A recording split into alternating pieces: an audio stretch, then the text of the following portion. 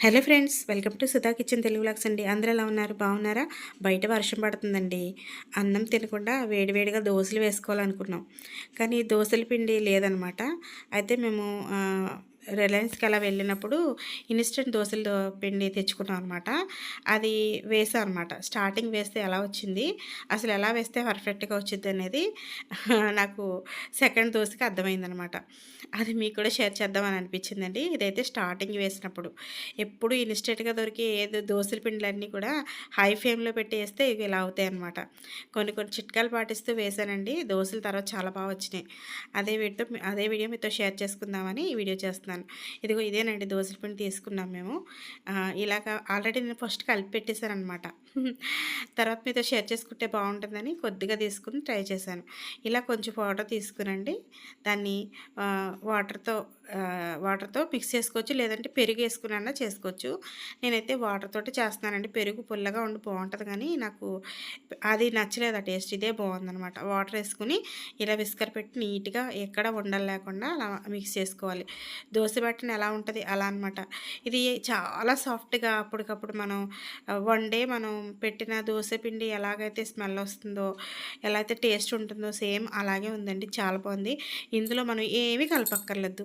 ఒట్టి వాటర్ గానీ, పెరుగు గానీ కలుపుకోవచ్చు.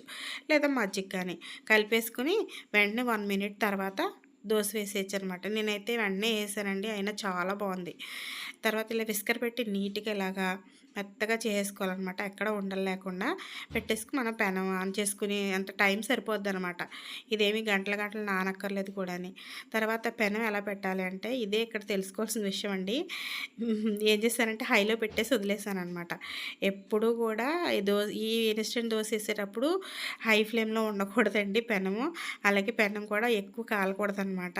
స్టార్టింగ్‌లో ఫస్ట్ స్లిమ్‌లో పెట్టుకొని దోస ఏసుకొని తర్వాత హైలో పెట్టుకోవాలి. దోస తిరిగేసాక సిమ్‌లో పెట్టాలి. మళ్ళీ దోస ఏసేటప్పటికి పొయ్యి సిమ్‌లో ఉండాలనమాట. అలా ఉంటేనే దోస ఈ స్ట్రక్చర్‌లో వచ్చిద్ది. లేదు అనుకుని హై ఫ్లేమ్‌లో పెట్టి ఏసామనుకోండి, ఇందాకల చుట్టేసింది చూసారా అలా చుట్టేస్తదనమాట.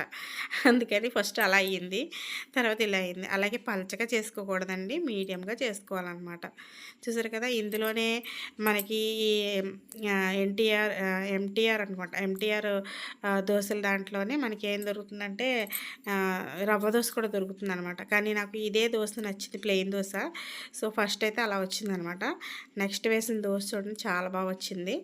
అది. స్టవ్ సిమ్‌లో పెట్టుకొని ఏసుకుంటే ఇలా వచ్చిందనమాట. ఇప్పుడైతే సెకండ్ దోస ఆనియన్‌తో కావాలన్నారు.